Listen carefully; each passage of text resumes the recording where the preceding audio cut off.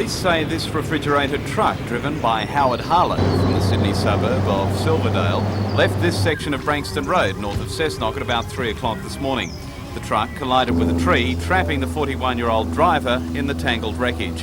The truck was carrying fruit and vegetables to Tamworth. It took rescue crews more than 3 hours to free the dead man's body before the truck was recovered from the bush. Residents say this isn't the first major accident to happen on this particular bend in the Branxton Road, and it could have been much worse. The truck could have collided with another vehicle travelling in the opposite direction.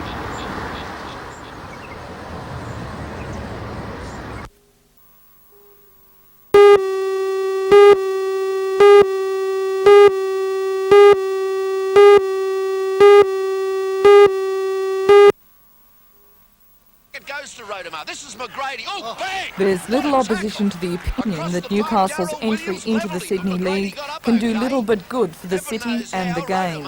Many league enthusiasts have been working for 10 years to ensure that Newcastle gets a Guernsey in the big league. The boost of tourism and the opportunity to keep some of our talented young players in the city are some of the obvious benefits, but there is still the question of sponsorship and funds needed to upgrade the International Sports Centre that has to be answered. Manager of the Newcastle Rugby League, Graham Hards, says this won't be a problem. We need more covered grandstand area out there, and we need the ground floodlit, to the standard of night football, which alone costs $500,000. And we'll be looking at the financial arms of the government to assist us, and also, there is a possibility of private sponsorship for ground development, etc., etc. Local politicians and the Newcastle City Council are backing Newcastle's entry into the Sydney League. We'd be getting in touch with the league, we'd be cooperating with the league, and we'd also be pressurising state government for funds to make sure that the venues would be good enough to be the league. A spokesman for the Minister for Sport, Mike Cleary, says the Newcastle Rugby League can't expect the money for the upgrading of this field to be handed to it on a silver platter. He says the league needs to prove that it can help itself before the government will give it any funding.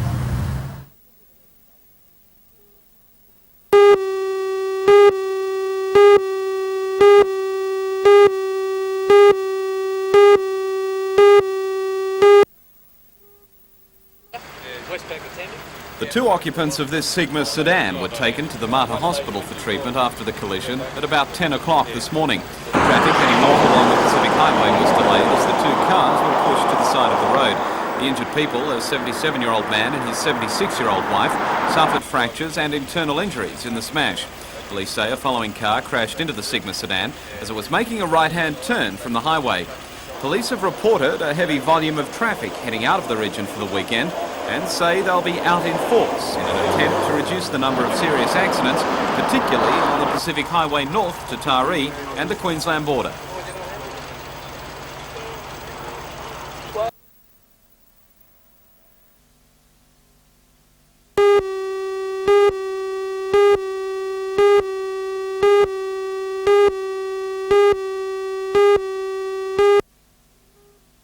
All these fine food spots. Just to show how far military planes have come over the years, the organisers began the second Warbirds on Parade air show at Scone with the Royal Australian Air Force's latest edition of the FA-18 Hornet. Warbirds are classed as any aircraft used by the military as a trainer, bomber or a fighter, and if you closed your eyes, the mere sound of these mighty planes sent you back in time.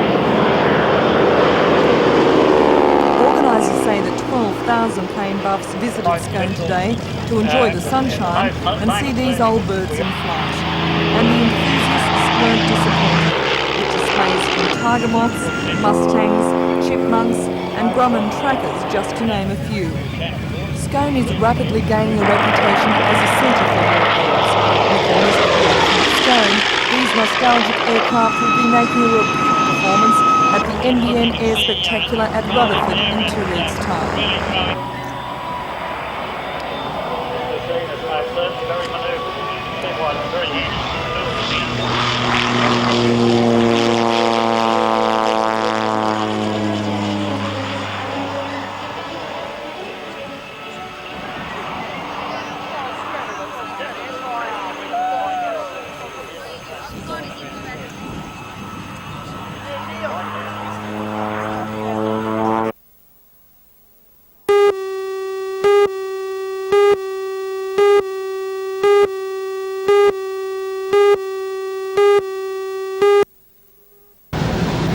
The quarter-finals of the Malibu Classic were held in excellent conditions at the cliff just south of Bar Beach. With waves breaking at 1 to 1.5 metres, contest organisers said they couldn't have ordered a more perfect day for a big board event. Local surfer Peter Cornish was knocked out in the quarter-finals of the Open category yesterday, but he's still a favourite for the Masters final today. And this is the big day in the Steel City Classic. The finals in all 4 categories will be contested. There'll be a treasure hunt for children, and for that special breed of athlete, the Kahuna Ironman event, which is really a test of bad taste and a strong stomach, will be on.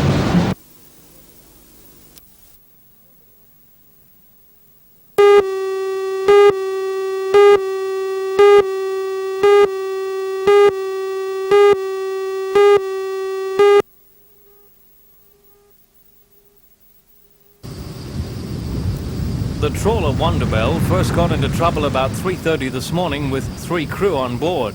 After the nets fouled, the trawler drifted onto Stockton Beach just south of the signal.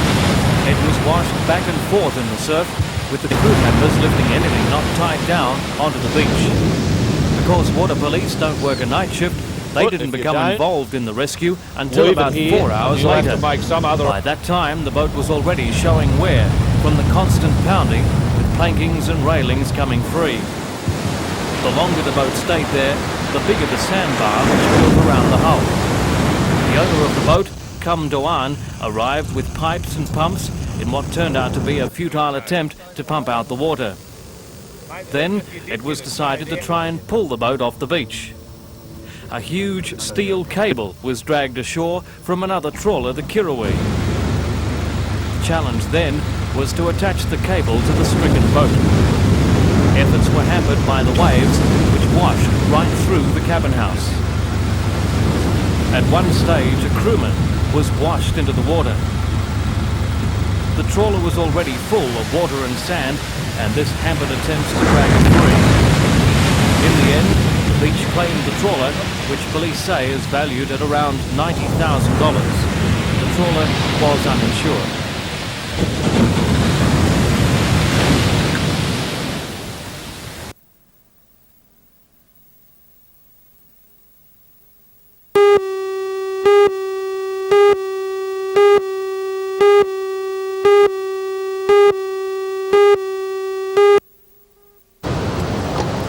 Seven-member Newcastle contingent, which travelled to Hawaii for this year's World Wave Ski titles, came home triumphant. Michael Smith came in 5th, Bernard Burns 7th, and Chris Klein took 11th. First place went to Sydney rider John Christensen.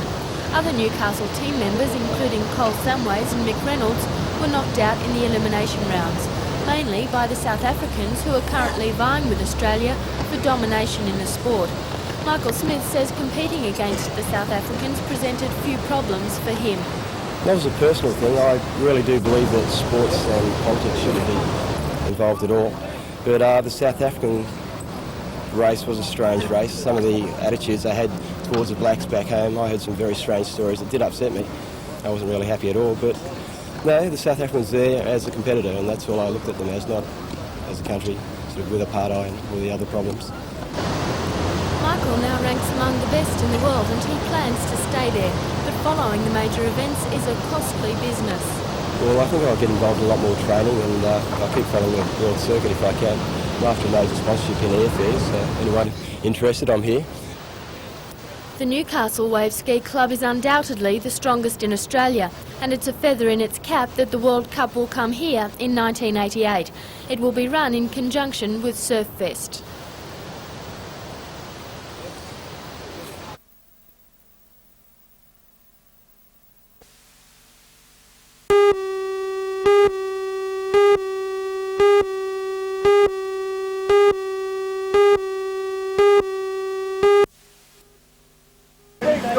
Just to get the final day of the Malibu Classic off to a healthy start, the Malibu riders showed what they were really made of. The Kahuna Ironman Classic was not for those without real intestinal fortitude. And then it was the children's turn to dig up the sand for the kids' treasure hunt. The Steel City Classic is now the biggest Malibu contest in Australia.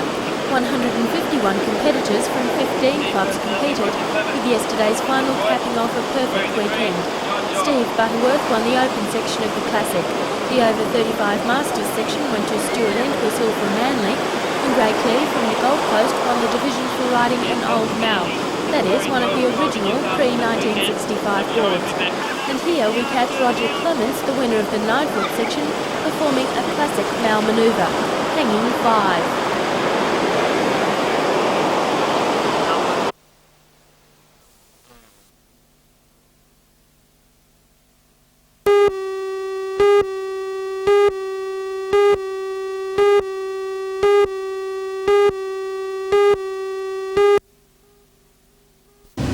Fun and games in the water can turn to tragedy in seconds unless basic water safety procedures are understood and observed. The Department of Sport and Recreation is hammering that message home to school children through a lively presentation which is touring the region's public swimming pools. At Lambton today, 3 instructors demonstrated the correct way to handle an inflatable raft and how to get out of difficulties when problems arise, such as losing an oar or coming adrift. Children were told basic swimming rules, including bathing between the flags at the beach and never swimming alone or straight after a meal. They were also shown how to help a swimmer in distress, with some help from a few volunteers from the audience. And through the entertaining antics of Naughty and Net, they were shown what not to do in the case of an emergency. And that's got the hoop. Listen, you throw it out to her, and you've got to get the rope out to her, and the bucket can save her, and the ball, and the ball, and the hoop. The water safety display will travel to Gosford and Wyong pools tomorrow. If you put down, kneel down. Now, turn round on your back, Betty, and hold.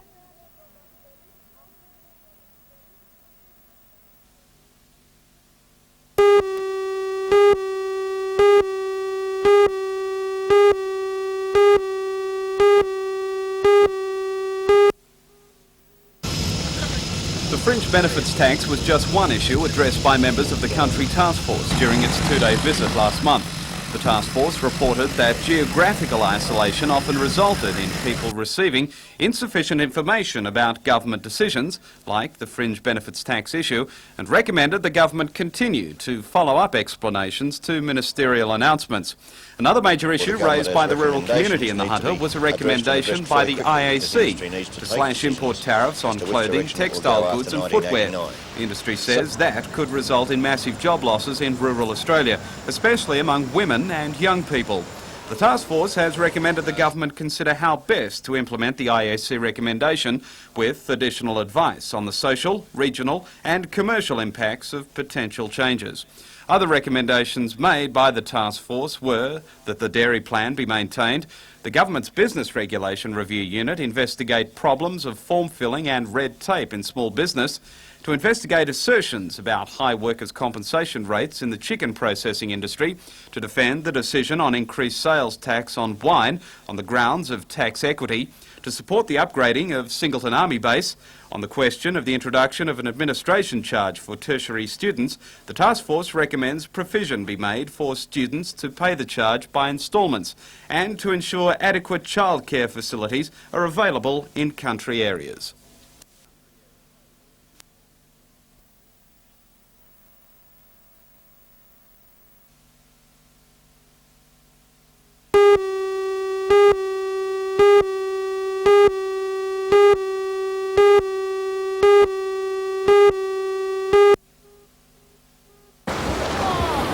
The field of 51, the biggest in the event's 16-year history, swam, ran, paddled and sweated their way over the 10-kilometre four-leg course, which began with a swim from the Belmont 16-foot Skiff Club to the Lake Macquarie Yacht Club. First out of the water was the eventual winner, Barry Newman. On the next leg, the run to Pelican, Newman was closely challenged by North Bondi's Scott Thompson, who ran in third in the open section behind Stockton surfer John Anderson. Barry Newman says the event ranks with the best. This is fairly similar to the Nutrigrain Army and the Grand Prix series, because you got to do all the same legs we did today, like board swim, running and ski paddling, so it's no different really, it's just a bit shorter, that's all. Was there any difficult part of the course for you today? Oh, I think the ski's fairly difficult because you're against the current, so that makes it a bit harder, yeah. And what about the competition? That was good. Yeah, the competition was good. Johnny Anderson from Stockton, he's beaten me in lots of races before, so, you know, when I seen him rock up today, I knew I was in for a race, that's for sure. Winner of the cadet section was Swansea Belmont's Erin Blatchford. The junior section, Tom Walker from North Bondi, and the team's event went to freshwater for the second year in a row.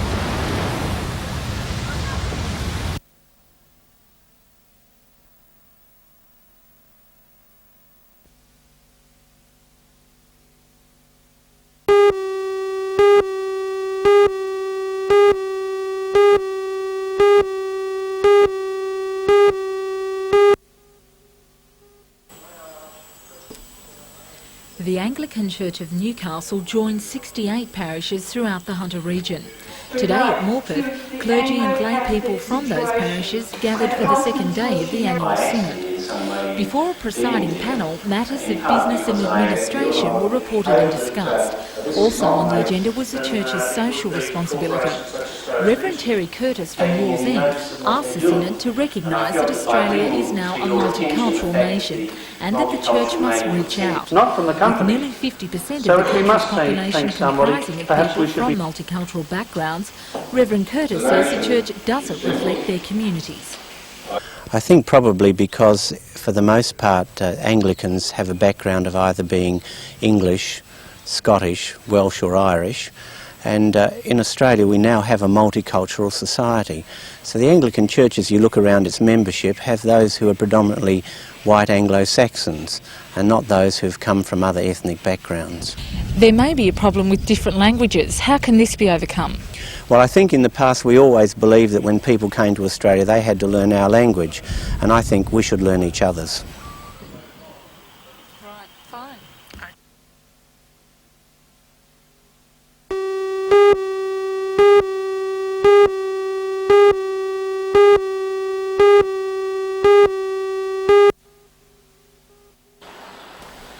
3 fire units were called to Whitten Street just after 7:30 this morning, but there was little they could do to save the weatherboard dwelling. The flames had engulfed the house, destroying the foundations and all the personal belongings of 56-year-old Eunice Hunter and her 19-year-old son. The 2 occupants escaped unharmed, thanks to the efforts of the family pet. I was in bed asleep and my cat jumped off my bed and woke me up. And I smelt the smoke and raced out, woke the son up in the lounge room, and we raced straight out the back and everything was gone. That was it. At this stage, police believe the fire was started by an electrical fault. The Hunters are now staying with relatives.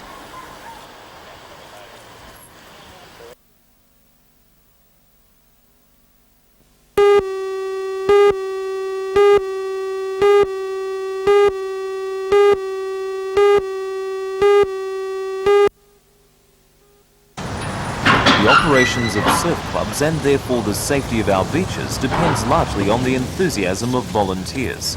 The Cooks Hill Surf Lifesaving Club at Bar Beach is one of the smallest with only 80 members, but it's also one of the oldest clubs, and as part of its 75th birthday celebrations, the club has launched a membership drive.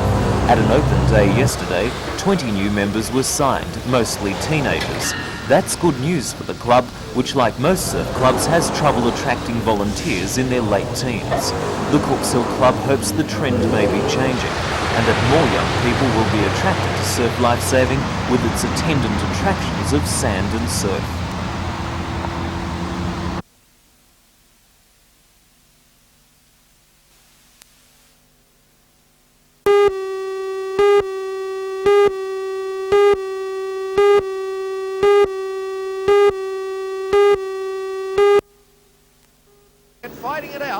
Edwards is riding in only his second season of Speedway, but that hasn't stopped him from toppling some of the more fancied competitors. In the final, he performed a nerve-tingling wall of death act to win from Brian Dixon and Warren Taggart. Watch Edwards rocket from third. Gee, look at him go high, the Red Rider, gee whiz! Riding the wall of death he was, Dave Edwards. Down there. The super sedans also kept the adrenaline pumping with some great battles between John Pine in the yellow car and newcomers Rod Letham and Peter Garrett. John Pine has gone around the outside and he got him. He might have given just a little bit of a bump, I think, going into turn 1 to try and get him on the outside. From the back Hot Rods provided the biggest incident of the night with a spectacular rollover involving Graham Gillespie and Craig Wrightson. Fortunately, no one was hurt. Gillespie's climbed right up over the top of Wrightson. He's over. Craig Wrightson is over and on the lid.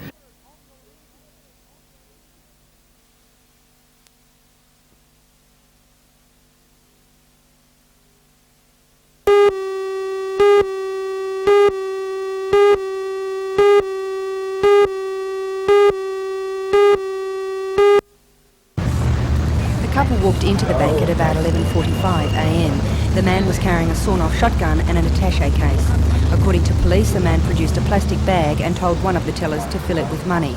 The couple then escaped out the front door. They are described as both being well dressed.